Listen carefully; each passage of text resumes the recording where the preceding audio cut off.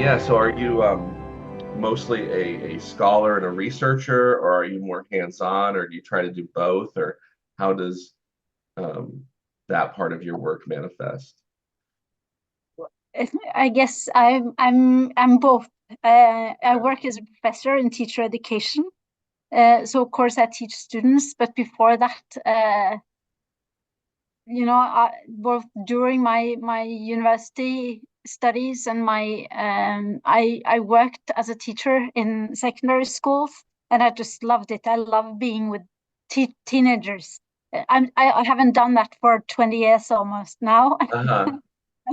But I just love that, and that is also where in combination with my studies at the university, working with Bildung, which really means edification or wisdom development. Uh, Yeah, building is not a big idea in the US, but I have scholarly friends who are interested in what you're interested in, this wisdom in outside of the academy or in more people's lives, and they're often citing it and very excited because it's kind of a concrete example of what could be a lot of times, and a model when people say, "Oh, wisdom's too impractical," you can at least point to Bildung, and you don't have to go 2,500 years back to Aristotle and Plato to say that there were schools that just cared about wisdom and self-development and virtue and things like that. So Bildung is really interesting, but very, again, like not very American. And I'm in Florida in no, it's America, so we don't. it comes from the German tradition, and actually from it, Bildung.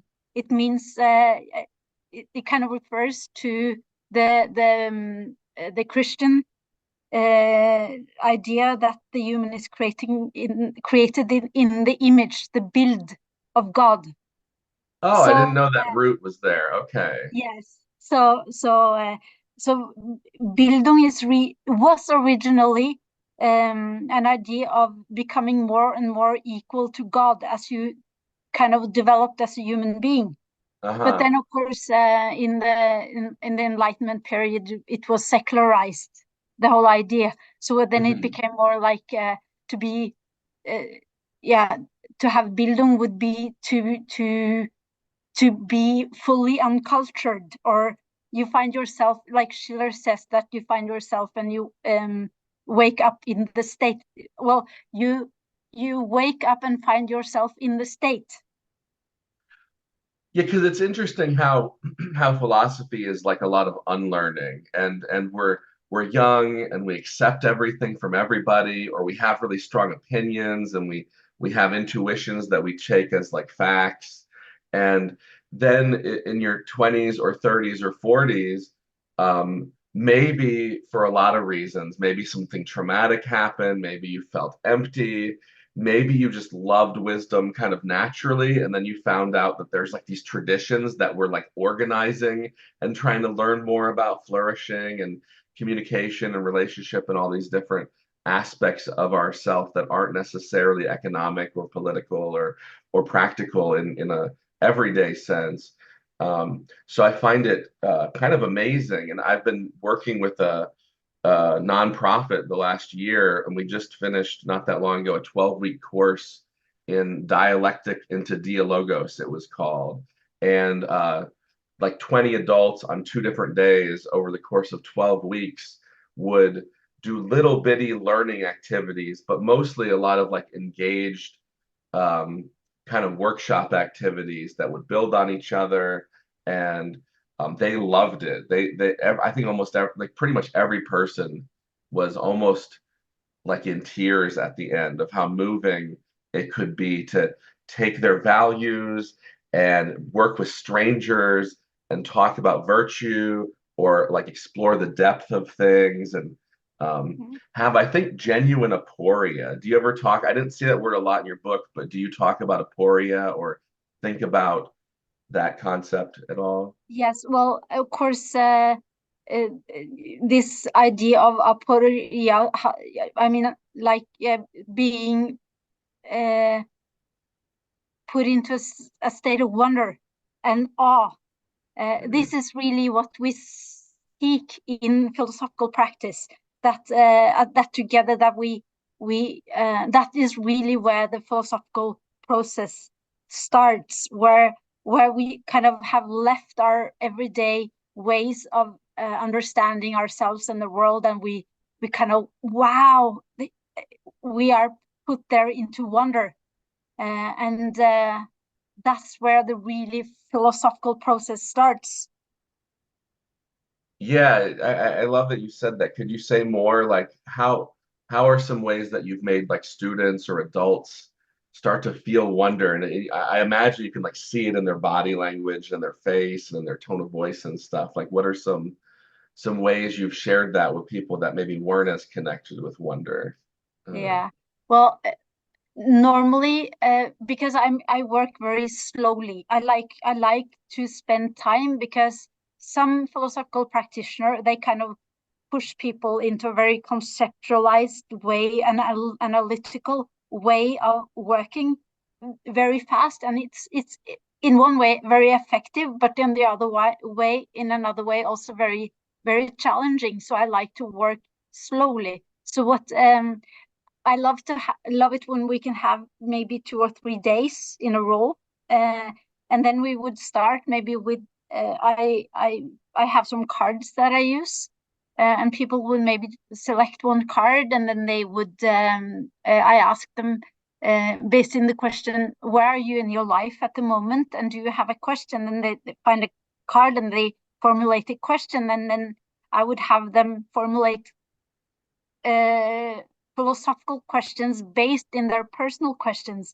So there's kind of a movement from where we are in our lives right now to a personal question, to a philosophical question, which is more general and shared among all participants. And then will spend much of the weekend or whatever exploring those questions, and also using personal examples.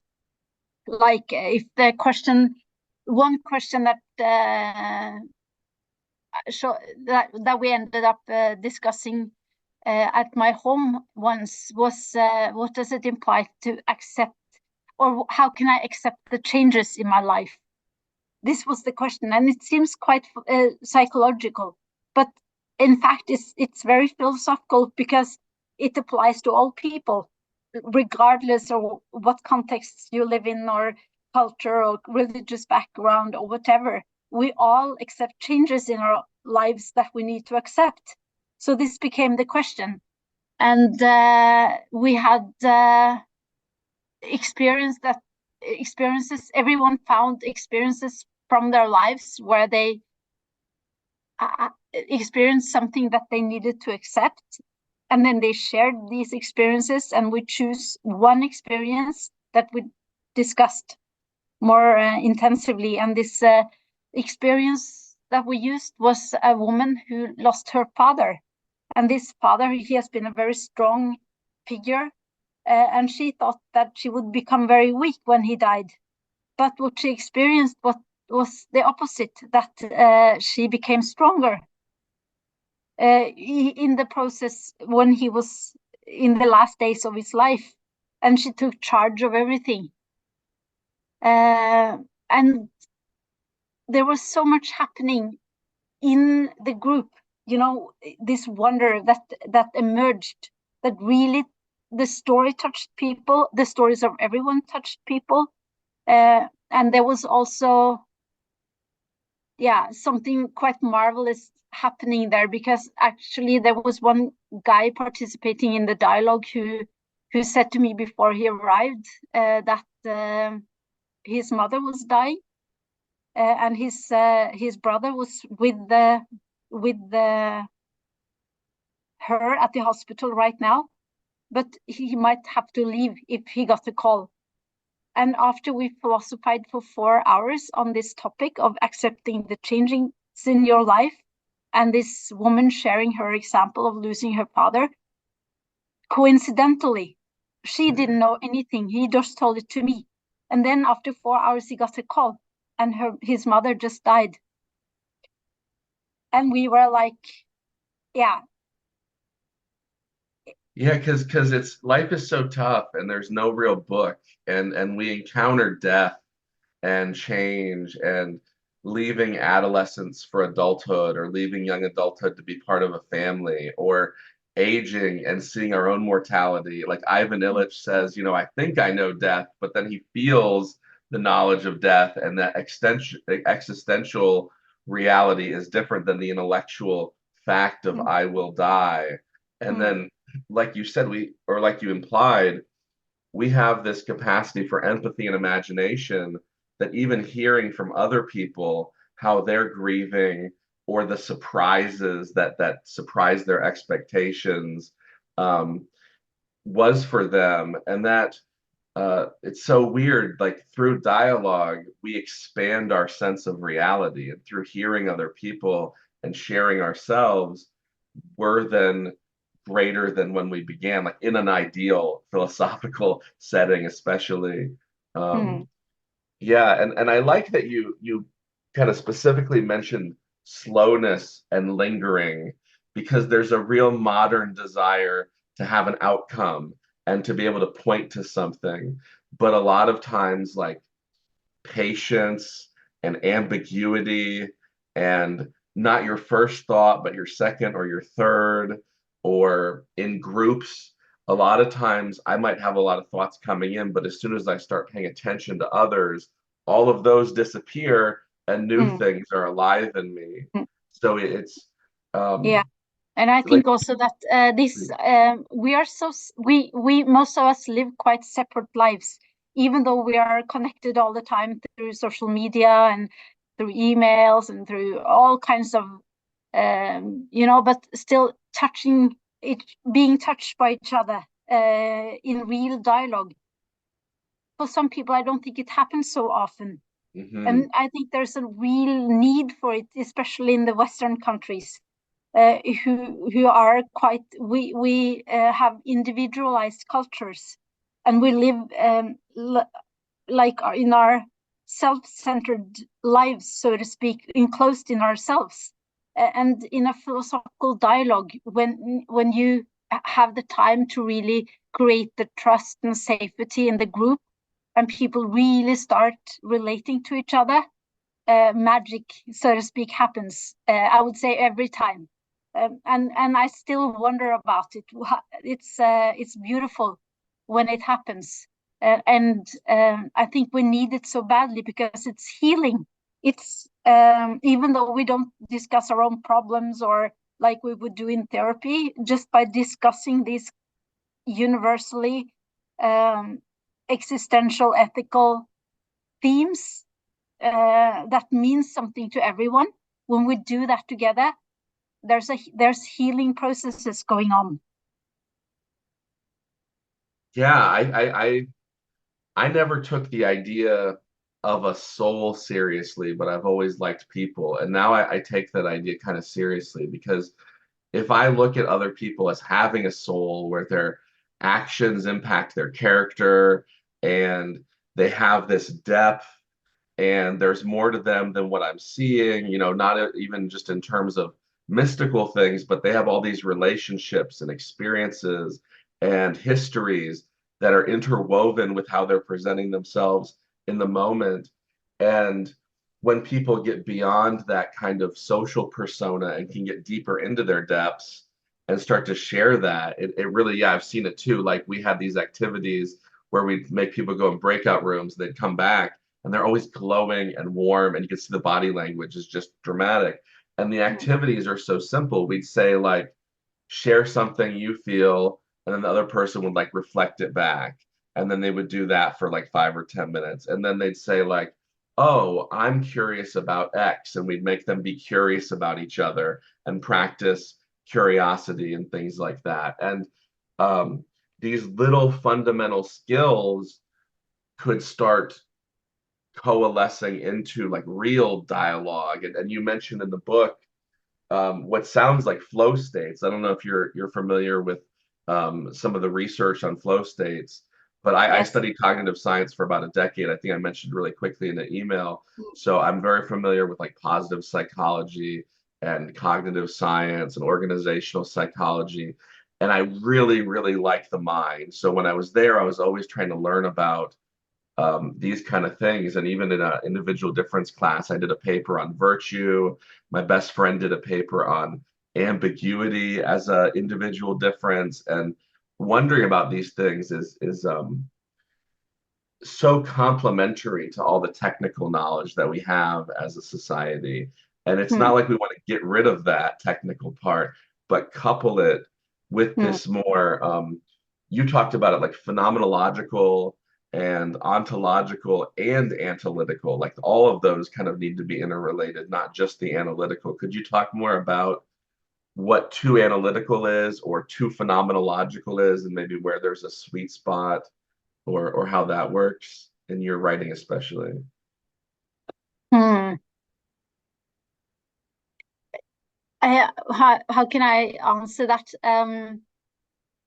I would say that too analytical would be in this context. I mean, other contexts, you would need to be very analytical.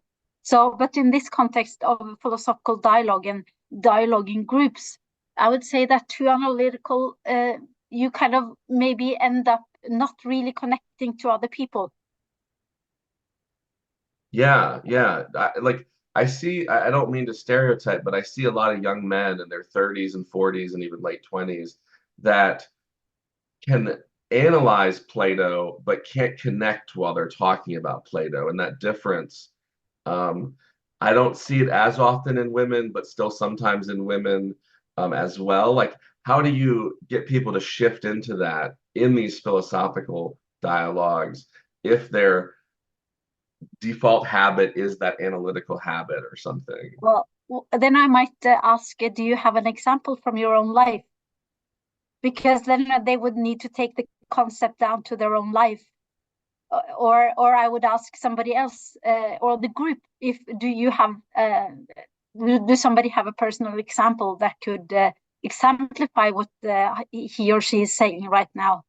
Uh-huh. Yeah, and Or now they're not scanning their knowledge of facts and what they've read, but they're scanning their personal experiences, trying to find something yes, that they can relate out of that. Oh, that's really, yes, really because that nice. is also part of how I like to work, which I learned actually from the Socratic dialogue tradition in Germany, or having participated in Socratic dialogues with people there, that you should never refer authorities, like refer Kant, refer philosophers or movies that you've seen, because if everyone has not seen that or read that book or whatever, who does not know that theory, there will be a power imbalance in the group.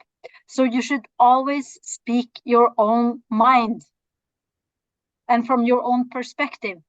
And then afterwards, after the dialogue, it's fine to go, or if you're writing, like now, I also do a lot of reflective practice research, which is kind of a mode of research that I'm trying to develop together with friends, and which Anders Lindseth was kind of the first to conceptualize, but which of course is related to different forms of practical knowledge and action research, and so it's not something new actually, but still, where we start with experience and then reflect critically about upon the experience, and then after doing that we add the theory, so the theory, so to speak, the theoretical reflection comes after. And this is also what I like to do in philosophical dialogues, that during the dialogues themselves,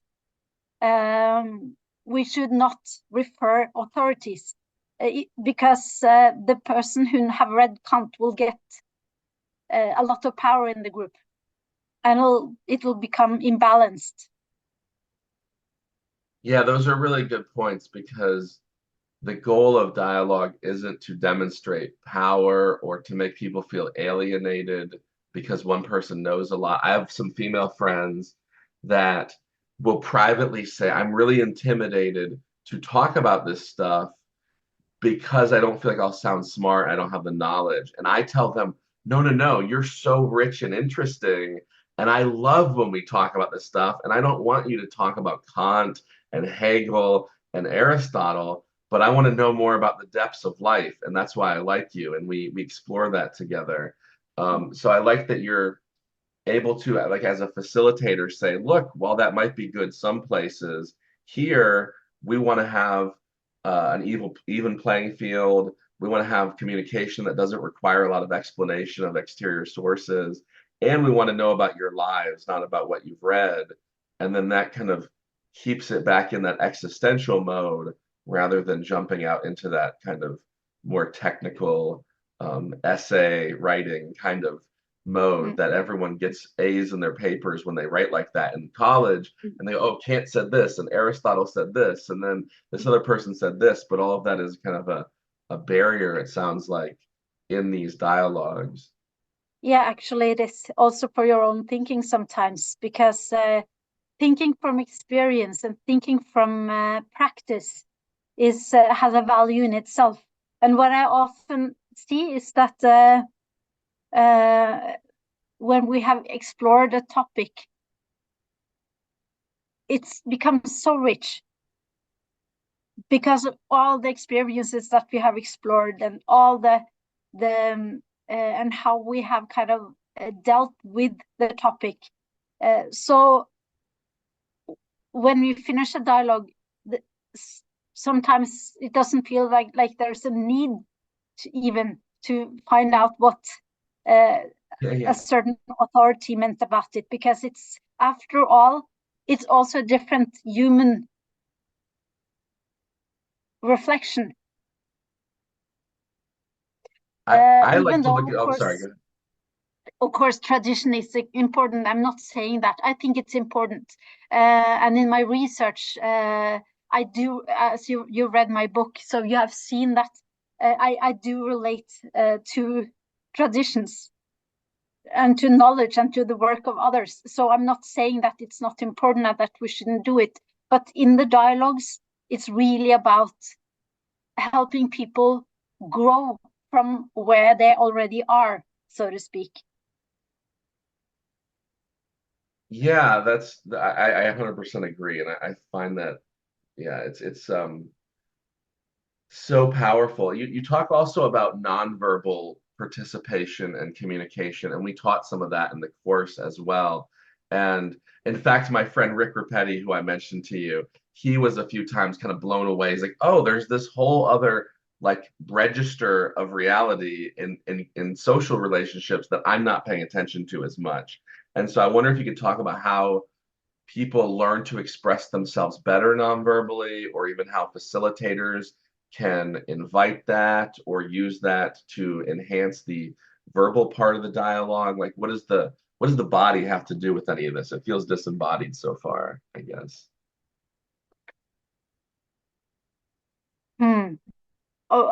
To first begin by just talking how when I facilitate, I don't use much words often.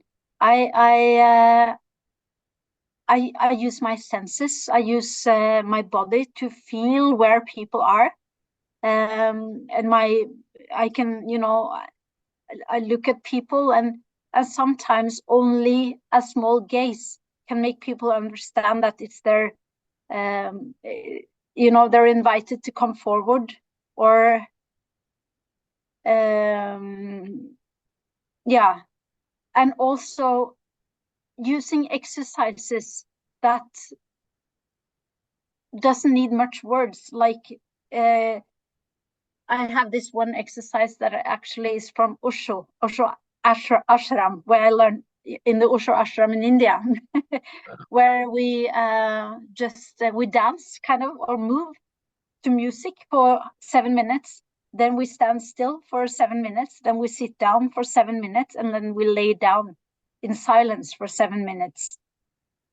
And what this does to us, it changes, so to speak, the atmosphere in the dialogue afterwards, because you really become embodied, and you kind of empty your mind in the process, and you activate other sides of, which is also, of course, but of course it doesn't have anything to do with philosophizing as such, but it does have something with searching wisdom, or to do with searching wisdom. which maybe is two different things. Philosophizing is one part of it. Yeah, why don't we say that? Because a lot of philosophers and people that I think would agree with this book and love this book would say that exact thing, that there's academic philosophy and then there's loving wisdom. And loving wisdom, well, I won't say anything more. Like, what would you say about those two? Are they two different things, or how does that matter? Well, a friend of mine, Marianne Walderhaug, who did her PhD on philosophical dialogues in prison. She works as a philosopher in prison Oh, and has amazing. philosophical dialogues with the inmates. In her PhD, she says something about, and now I lost it. Can you repeat the question? Yeah, I was just asking about that difference between academic Yeah, philosophy and loving wisdom. yes, Because I want yes. to love wisdom, and I don't care if I ever get a Yes, PhD in thank you, philosophy. thank you, thank you. She, for her speech in her dessert, her kind of I can't remember the English word for it.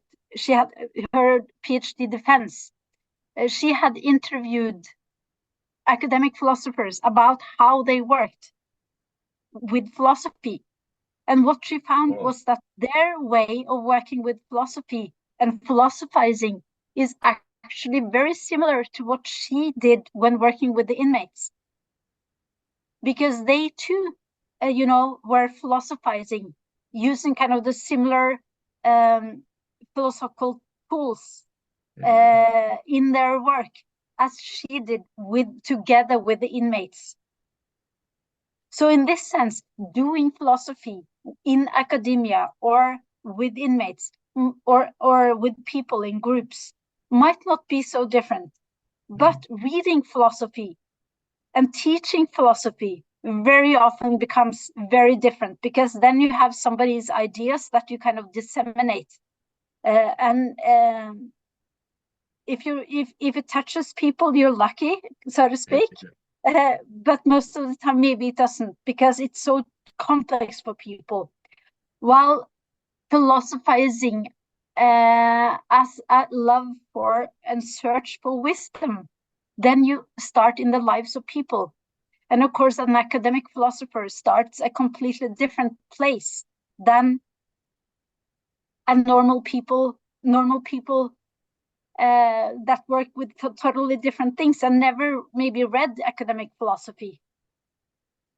But you also read probably the stories with my children and how they were very young when we had this small philosophical dialogues.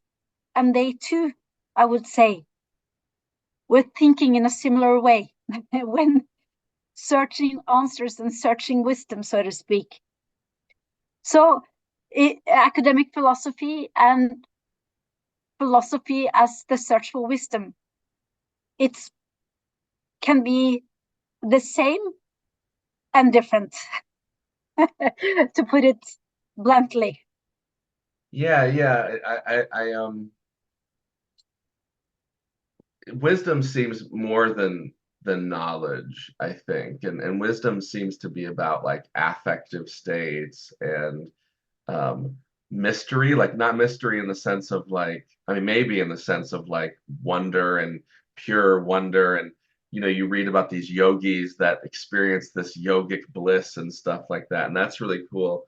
But even if that's not your goal and you don't want knowledge, like dealing with grief, dealing with isolation, experiencing awe and wonder. Like it's amazing how one person can see a sunset and be filled with awe, and another person can see that and feel nothing. And it's like I feel bad for that second person if they don't have any sources that are kind of opening them up to reality, whether it's nature or other people or interest in intellectual things, whatever it is. But that sense of wanting to be open to the world. Um, and then the like the mind-blowing fact that we can do that with words together and expand our shared horizons through dialogue is it's really changed my mind and my life in some ways, just kind of having these realizations that because when I was studying applied psychology, the biggest variable that you look at in organizational psychology is effectiveness or effort or productivity, like that variable. And people's well-beings are studied, but you never go to a job just for your well-being. And so that variable gets kind of pushed out of what's important a lot of times. And then, when people learn, oh, I can be flourishing and effective, then they can be like twice as awesome a lot of times when they get that sense of wonder back into their jobs. And there's a lot of positive psychology in the workplace and in education. Clearly, you're deeply interested in, as you said, like you can do philosophy with very young people, old people, college age students. Um, and really, I guess your book in a deep, deep way talks about education, and you have one chapter that really gives a nice overview. So maybe we can touch on that for a little bit. What are some ways in the past that inspire people like you to want to have education curriculums for wisdom? Or could you go over a little bit of the history of wisdom education like you do in your book a little bit? Um, do you ask for how I developed it, or do you think more generally? Both, yeah, maybe in like kind of two questions. Like one, what are some good examples from the past that you draw on? And then definitely like what is your perspective and how has Mm, that come to be? mm. Well, because I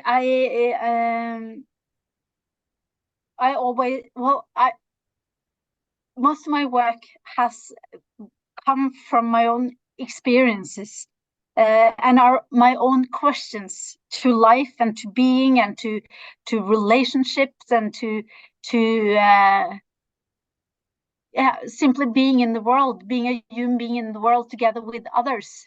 And sometimes those relationships are fruitful and nice, and other times they're conflicted and filled with sadness, and you know, they're difficult. And Mhm. all this, I'm just a thinker, I guess, from early childhood on. Growing up in the countryside, being much alone when I was a child, I read a lot of books. I was quite lonely, and this combination of loneliness, reading a lot, drawing a lot, being in nature, I think it gives you the good thing about it is that it sparks maybe this both the time to think and the urge to think, because you're at a place that you don't really want to be. When you're lonely, sometimes you really want to connect to people, and then you really want to have genuine dialogue, like Carl Jaspers, the philosophers, talks about the different urges to philosophize, like doubt is one urge, and despair almost is another. That is what Hegel said, that the way to true knowledge goes through doubt and despair. And existential boundary situations is also one of Jasper's uh, urges to philosophizing, and the urge for deep connection and communication with other people. And I think this is what has been driving my own uh, work and my own urge to want to develop something that can make a difference also in other people's lives. I don't like to see that people are lonely. I don't like to see Yeah. that they are suffering. And I truly believe that being able to participate in genuine dialogues like these and organized dialogues uh, is a good way. I think it doesn't need to be that you have to be invited to a friend's house necessarily. You can go out and search places where you find you can take part in dialogues with people that you don't know, as you said, and you can make friends, and you can come out of yourself, and you can come out of your loneliness, and things also happen online. You can that people can take part in. So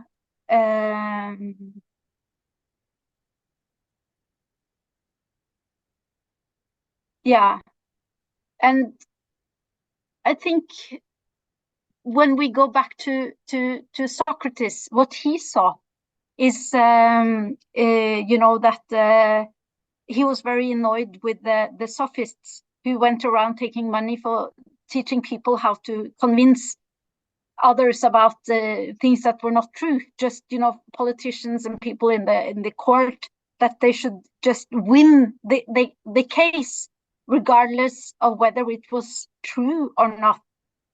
And he this is, at least according to Plato, this was kind of the in why he started to philosophize with people in order to search truth and search wisdom as another way. And he never took money for what he did, and he never created a school like many do. He just did it for free. But of course, this is also very in one way dangerous, because it unstabilizes status quo, which is based on power. Yeah. Some people have a lot of power in keeping, and they want things to stay as they are, because then they have they keep their power. And when like a person like Socrates, or like Jesus, or like Mahatma Gandhi, for that sake, starts to challenge this, of course, they end up being killed. These people did. And maybe this, I have sometimes experienced it with philosophical dialogue as well, because it has challenged people in the context that I've been working in, and people have said that, oh, it doesn't fit here, this should be done this way, and here we work this way. So it's challenging. Yeah, it's not appreciated, that part, as much. When that paper I was telling you about that I did for this class, I talked about courage, and one of the points I made was that I don't know if managers want their employees to be courageous, because they might ask for more raises, they might push back against things, they might quit, they might actually have the courage to quit a crappy job, whereas if they just do it as they've always done, then they might not. So there is a real fear that can show up when people are wondering about what could be, and wondering about what the world might look like if bad things were changed. And it does I don't want to be a martyr, but I do not want to live my next 30 years the same way I lived my last 30 years. I want to be an arc that hopefully becomes more virtuous over time, and less ignorant, and things like that. So yeah, I think that's really an interesting point too, about how sometimes when we look deep at things, it's unsettling. And I know as a facilitator, sometimes my role is to say, oh, let's relax a little bit and be a little more playful, because sometimes things get real intense, and you can remind people, oh, there's always a playful irony here, and we need to keep that, rather than start getting cynical or depressed, or have all of these kind of moods that can overtake us in philosophy as well. And yes, so the art of facilitating philosophical dialogues is really to kind of also help people, or help, that's a wrong word, but facilitate dialogical encounters, and not debating encounters, so to speak. It's not about sharing opinions either. It's about really, sharing, but then also exploring those opinions, so that you can come to a different level, and where you might not agree, and that's not really the point, but you might have your horizons of understanding expanded and deepened, even though but this requires a very different attitude than the ones you see in political debates, where everyone kind of have all their arguments beforehand and nobody listens to each other. Yeah.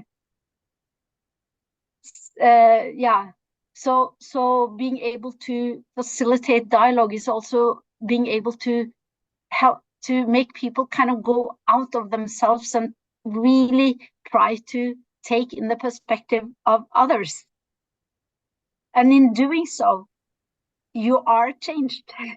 Yeah, Because my friend Brick would say after these sessions, we would have them do these activities where they propose a virtue and then they'd try to adduce more proposal from each other and then build on it as a group. And it was this kind of organic flow states would often show up when people were doing that, and we would train that.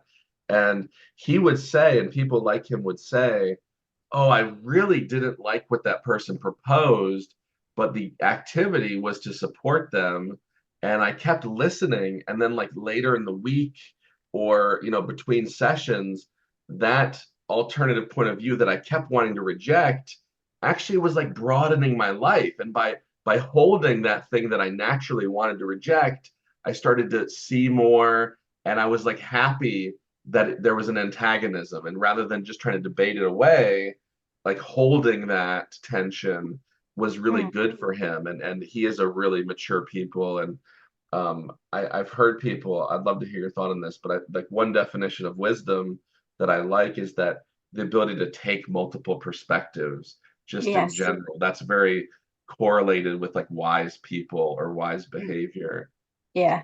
And then you can say that, of course, wisdom, you can't really, I think this is also important that Socrates, for instance, said that nobody can be wise. Right. Yeah, you think you Because have something, when are you going to seek for it? That's, I think, one of the biggest yeah, right. traps. So Yeah. philosophizing is really searching for wisdom and trying to become wiser. And I do think that we can become wiser. There are wiser and less wiser ways of acting. And Amen. I think that wiser ways of acting would be, as you say, able to see from different perspectives and then choosing the most appropriate way of acting in the situation, maybe because um, at least because I work in teacher education, educating teacher students, for them to become wiser in practice, it's also about making choices and act upon what you believe is right to do in different situations, which changes. And the more you have thought about different options and the more you have seen from different perspectives, the more likely it is that you can make a good choice of action in the concrete situation, probably. Yeah, yeah, especially when you're a teacher, because a teacher doesn't just care about themselves, they care about their students. And if you can't Yes. take more than one perspective, then you almost can't be helping all of your students. Maybe you're helping students very similar to you or that you've consciously thought about, but as you grow and go like, oh, there's so many types of perspectives, and there's really quiet students, and how do I invite them in without scaring them off? And there's really gregarious students, and how do I keep that energy without letting it dominate the group? And there's all these dynamics Mm. that a facilitator can have, and um, there's something very human about seeing the good in someone as an educator or a leader, and then like telling them about it. And sometimes they're not aware of it. When they can hear it or see it in others, they're then like inspired and they act differently. So there's something really powerful about when Socrates like causes someone to go, oh, I thought I knew that, but I actually don't. And then they start wondering and maybe change some of their behaviors and their views. So Mm. teachers do have this kind of noble role to Mm. play Mm. in, pulling out these threads of young people, or in our adult lives too. This is adults are starving for this stuff. Like you said, we're in like a Yeah. loneliness kind of independence culture, and even adults are nurtured by these kind of activities. And Yes. And I think, yeah. And I think, like in Norway now, after Christmas, we have seen several domestic violence or killings, actually. which has surprised us very much.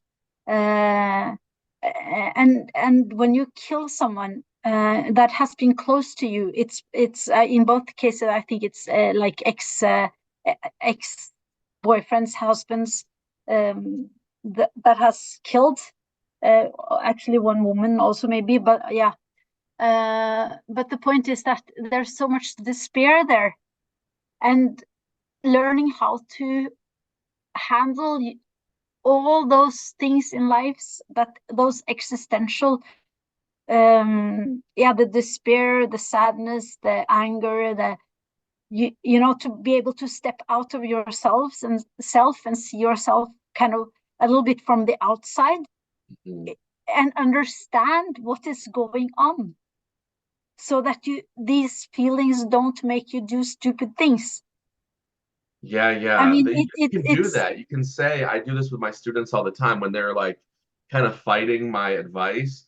I'll say, well, if you had a friend and you were giving her the advice I'm giving you, would she want to take it? Or if you had an aunt, would you encourage her to study more? Or would you encourage her to ignore studying and only do what's fun? And when they take it to the third person, instead of saying, I like this, I want that, I don't want that, they can say, oh, I could see why my aunt would both not want to study, but could be benefited by study. And they can start to kind of, I think art does this too, because it gives you both a separation from yourself by externalizing something, but it's very vivid. So you can also dialogue with it and learn from it. And so instead of being kind of in your anger or in your despair, you can talk about it with a little bit of distance. And you definitely say these kind of things in your book too, where you're talking about the need for engagement, but disengagement in our lives, really. We need to both feel alive, but not be so passionate that we're causing harm to ourselves and things like that. and to others, because if Oh, we're yeah, of causing harm course. to ourselves, most of the time we're causing harm to others as well. Hmm. Yeah, and it's great to help people suffer less. I've done therapy in the last 3 years and done these practices a lot. And um, you could think that like, oh, people's despair is all in their head, but it's really real to people. Loneliness. I've seen people share, like you said, suicidal things in these group practices, all sorts of like dealing with death.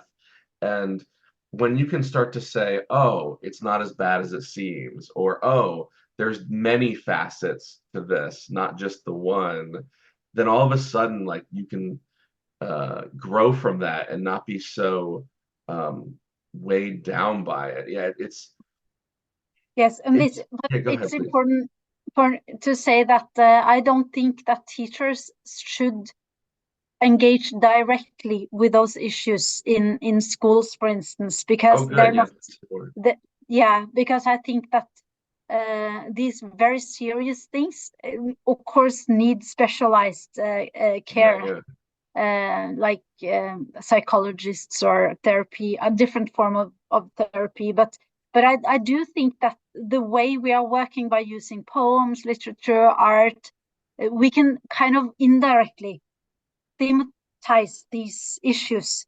and help students find ways out of things. yeah, But it needs to be kind of indirectly, so that they might understand that it's this applies to me, but it shouldn't be obvious to the others that hmm it applies, if you see what I mean. yeah, yeah. Because Socrates and Plato do that because they take really simple examples and say profound truths. They'll talk about, trying to pull something up a sticky ramp when they're dealing with intellectual troubles, or they'll um, even the cave metaphor is kind of indirectly talking about Glaucon and Thrasymachus. And it doesn't say, you two are in the cave, you dummies, and I'm the sun trying to pull you out. They use these metaphors that again give this distance. And I think it's also really important to distinguish between philosophical inquiry and psychological trauma. And in the work we've done, and when Rick teaches and talks about the APPA and the psychological or philosophical counseling, they're very clear that there's traumas that are beyond philosophy, and that if you're Yeah, coming absolutely. to these kind of things, that if you're overwhelmed by grief or things like that, then deal with that first and then practice philosophy, and don't let the trauma bleed into something like that. Or maybe you look like you want to say something different. Yeah. Yeah, you can see it. I think that I think we all have issues in our lives that are troublesome almost all the time. But I don't think this actually should stop us from engaging in philosophy and philosophical dialogues. But as facilitators, I believe that we should actually focus on the positive side of Yeah, yeah. things, because the positive side of things, instead for instance, what is suffering or what is failure, and exploring those, which can be very hurtful for us and kind of draw us down, we can explore the opposite. What does it imply to succeed with something, or what is it required to succeed with something? And if we explore that, it kind of becomes a kind of opposite mirror to what is negative, Yeah. the negative experiences, and we can see what we can do different, maybe. Right. Reframing is really powerful in psychology, and Yes. not framing things too tragically is important, right? You want to uh, represent a more dynamic, optimistic, Yeah. maybe future. Yeah, Yeah. that's important. Yeah, Yeah. and also to suffering, instead of exploring what is human suffering, you would probably have people go out crying because they will have, drawn up things in our lives that were traumatic, if you use experiences. So Uh-huh. instead, maybe explore what does it mean to flourish, Yeah, yeah. and then find one example in your life where you experienced flourish. Then this example will make you feel that flourishment, and all of a sudden it kind of bleeds over the suffering, so that it can kind of transform, even, I think. Yeah, Or because this is what what I've makes salient becomes like a bigger part of your mind. And there's a Marcus Aurelius practice that I do sometimes, and he said, like, look for virtue in others. And if you do that and really honestly go like, oh, she's speaking really sincerely. He was really polite. You can start to, instead of feeling cynical, you feel kind of optimistic, and you feel like the world is surrounded by virtue rather Yeah. than darkness or something like that. Yeah, so it's very powerful to keep things from getting too suffering oriented. Even though my one of my philosophy professors in college said, like, there was this Greek expression, through suffering we learn, and similarly, like, I think the some degree the Christian message is like suffering brings us together, and we should be together as more powerful than apart in suffering. Those aren't everything in philosophy. It's not just about suffering or doubt. It's about aspiration and joy. And I love friendship. You mentioned that earlier. Um, and I think if you have a really deep set of friendships and some self-awareness, you don't need religion or a lot of other things in life, because there's so much interpersonal richness between just two people relating, Mm. that I mean, I've had times where maybe a few hours of my friends just hang out and talking, where all of us were in such a better mood. And it might Mm. have even only been on Zoom. It wasn't even in person. But the Mm. power of just like having friends is itself, I think, sometimes not like 1,000 friends on Facebook or 1 million subscribers on your YouTube channel that's famous or whatever that is. Like, status and stuff is important and not trivialized either, but like friendship is different than social status. And having one good friend is kind of way different than having zero good friends. Uh, Mm. Mm. so And do yet you ever there write about are, friendship or that virtue as a yeah, absolutely, but uh, it's kind of also many people who don't have maybe that one close friend Yeah. that they really can feel one with. But and that's also one reason why I think that the kind of the DiaLogos approach could be very important in classrooms around the world, so to speak. Oh, You that's a know, good point. Yeah, because classrooms don't ever emphasize friendship or relationship directly a lot of times, but these practices by sharing and listening and all of those things, they almost like call you into wanting to be friends with people. yeah, I think, and I believe that. So it, I truly believe that if we practice this, uh, amazing things would happen in classrooms around the world.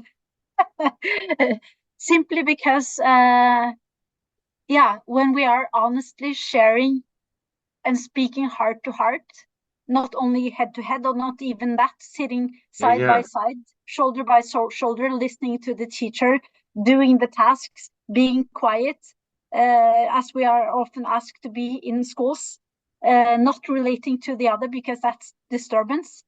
Uh-huh. Uh, and of course, this is also important. I am not saying that it's not important, that form of teaching, learning also.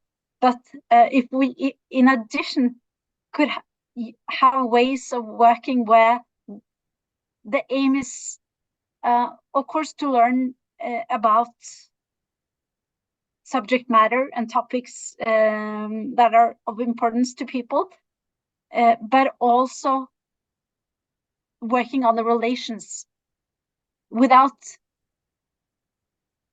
yeah, it should not, of course it can also be aimless, like aimless play, but then often in at least with small students, and also of children, adolescents, I think it demands a teacher that can really hold what is going on, because otherwise the strongest, kind of socially strongest students would own the room.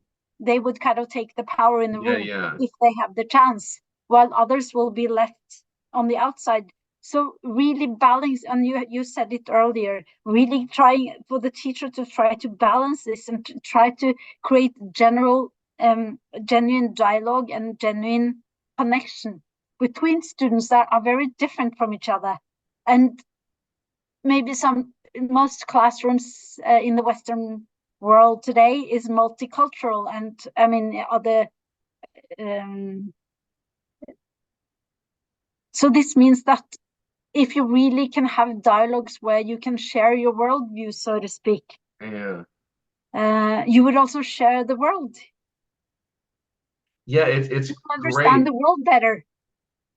Yeah, yeah, because there's a skill to sharing your opinion where it's not like harsh and aggressive, nor is it absent and passive. And it's really, um, I'm in my early 40s and I'm still getting better at this, I think. And it's really hard because if you're too passive, then you're not really participating. But if you're too aggressive, you're also not really participating. So it's not just about like giving voice to yourself.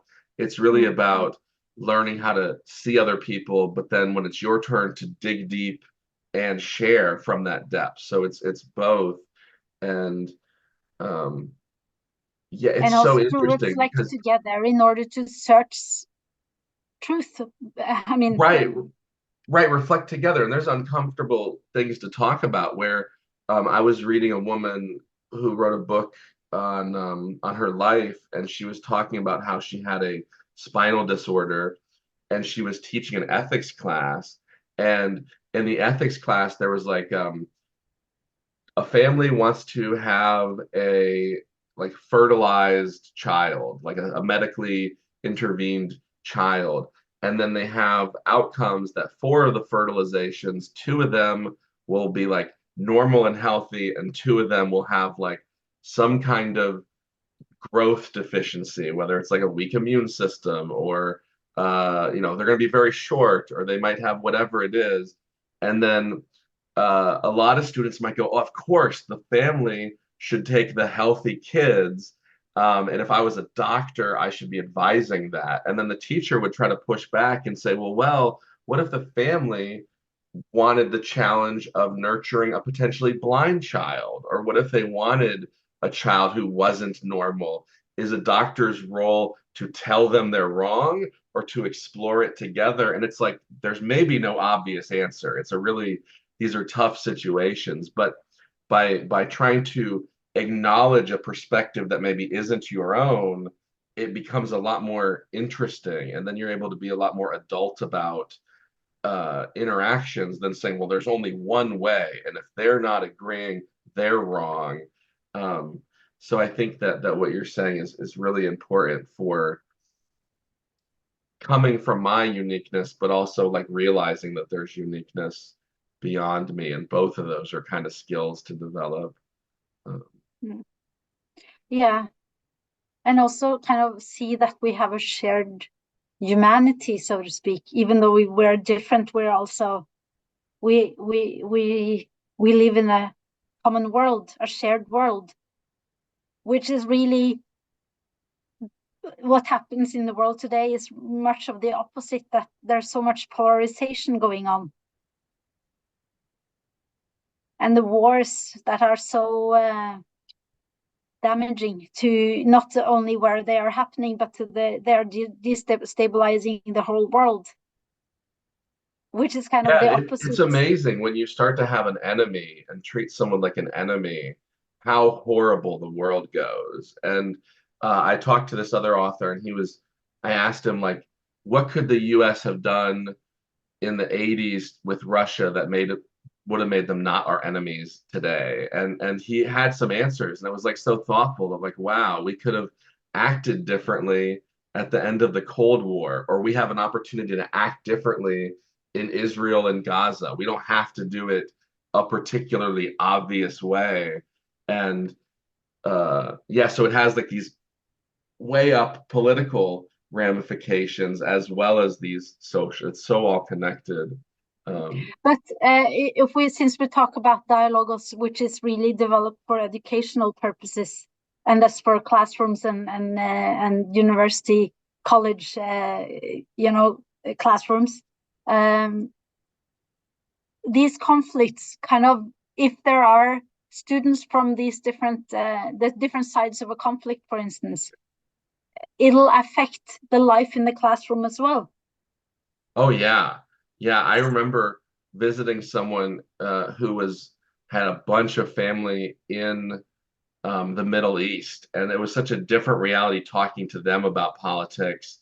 Their family, if you remember when Biden was evacuating, what is the country with the Taliban? I'm blanking on Afghanistan. Afghanistan. Yeah, as the U.S. was withdrawing from Afghanistan, we were leaving a lot of U.S. people there, and I remember talking to someone, and it was easy to go, oh, we think this should be happening. And he says, oh, my aunt and her family are in that region right now, and all of a sudden my reality goes, oh, I need to really watch what I say because this matters to him in a way that's so much deeper than almost anyone I've ever talked to about this.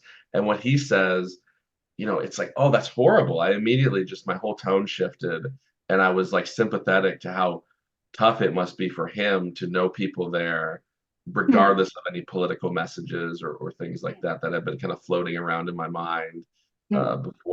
before he shared that about himself. Mm. Um, and yeah, and I've taught at a big universities in the US, and you have to be very tactful about I like listening more. I always like, especially after class, or I ran a lab when I was talking to like students in my lab. I'd love to just hear their thoughts and maybe challenge them or maybe amplify them, but not really try to just also say, and I think, which is clearly better than what you think, and just not do that. Because Mm. even just the opportunity to speak and be heard by an adult is kind of philosophical in some sense. So yeah, Yes, it's because complicated. you probably will rethink what you said, Of course, and yeah. I the mean, student will. yeah, both. Yeah, I think both. It's really it's good to be embarrassed sometimes by what you said and go, oh, wait, why did I say that? I better not say that again because that was kind of thoughtless when I really think about these broader contexts that might have been relevant. Um, Yeah, it's yeah, at least this this for me, this is a sign how extremely important what we have been talking about is in the world. It's not just about personal, individual, private well-being, or even about the singular classroom, or the singular facilitator or teacher, but it's actually about the world and the development of the world. After all, what we do in the small contexts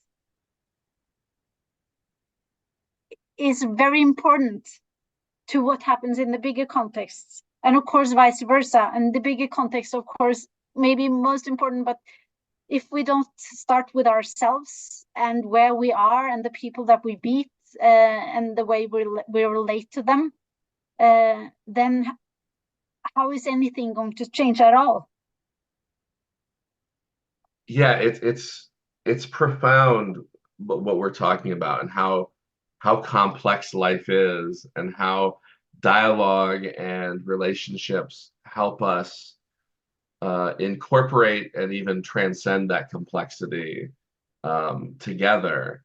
And it's kind of never done. Like if you think you've kind of figured it out, even in dialogue, that will be undermined in a different conversation. And then it's a kind of constantly evolving Yeah, process, which is kind of beautiful to me. I don't know. I find dialectic and the idea that we live in a very interdependent, co-creative, rich, wondrous world. I don't know. I just find it beautiful. I find it really like almost enchanting to think that way. yeah, yeah, it is. Well, cool. I think we've talked about a lot, and as I said before, maybe we could do this again sometime because we didn't get into a lot of the methodology, which I thought is really interesting, or even the models. I think we almost talked about it more existentially than theoretically today. Yeah, Um, so I was wondering if you maybe would be open to that. No, like timetable or anything, but and also, would you be interested in like doing a philosophical practice with me and maybe a few other people sometime to sure, demonstrate this? sure. Well, cool. And if then we could record it if you want to. Yeah, exactly. That's what I meant. Yeah, like share it Yeah, and record it, yeah, definitely. like a podcast almost. Yes. Yeah. I can get my friend Rick. He's done these things with us, Rick Rapetti. Yeah, He also loves philosophy and he's done Socratic inquiry practices and is a philosophical counselor. So he would, I think, be really fun to play with in this domain, so to speak. yeah, Um, yeah. Of course, I'd be willing to do that. More than oh, willing. cool. Yeah. Well, that's super open-minded of you because I don't think every researcher is that experimental in their thinking, ironically. So cool. Well, Um, I guess this kind of work really is about daring to enter into the unknown. And every time you enter into a room with new participant, you can't know really what is going to happen, and you kind of have to trust the process. You, of course, you might have some ideas about what you're going to do, and the process and the time frame, but the content will be decided and filled by the participants themselves. So this is also the intriguing part of this kind of work, that you don't know what you will have learned yourself either when you go out after you have finished. So it requires some kind of courage, I guess. yeah. Yeah, and maybe next time we'll talk about your story a little more, but it sounds like you've left your comfort zone a number of times in your life and have been rewarded by that. And it's it's so easy. Like when I tutor people or taught really smart people, sometimes, especially as they get kind of after 20, like younger people will try everything, but like after 20 or 25, smart people will stop trying new things, and they'll almost never leave the place that they're like powerful and smart in. So there's something about like experimenting outside of your comfort zone that I find um, is operatic and is mysterious and real. It's not just like this fantasy that people are indulging in, but it's a really um, it's a real kind of experience. So, Yeah. any I final words or any last thoughts or anything? I don't want to just turn this into two hours of talking or yeah. anything. Yeah. Well, no, just that I really I'm very happy to that you have invited me, and of Oh, course good. I believe that this kind of work that you are doing, that we are doing, is very important, and maybe more so in our time than ever, because uh, young people often lack orientation points in their lives today. And I think this kind of working might give a sense of anchoring and orientation as well, which I believe we all need in our lives. Yeah, that's excellent. And just I'll end the recording in a second, but I want to just highly recommend your book if anyone's an educator or facilitator. We didn't touch on a lot of the really great theory and a lot of the really great activities and case studies and principles that are just throughout the book. It's um like people like Rand Lahab who are really interested in this kind of applied wisdom. Um, it's so great to see kind of spirituality and religion, and then science and methodology meeting in philosophy, which seems like the place those things should meet. So I can't recommend the book highly enough. I'll definitely link it in the video and everything. So yeah, thank Thank you you so so much much. for this. Yeah.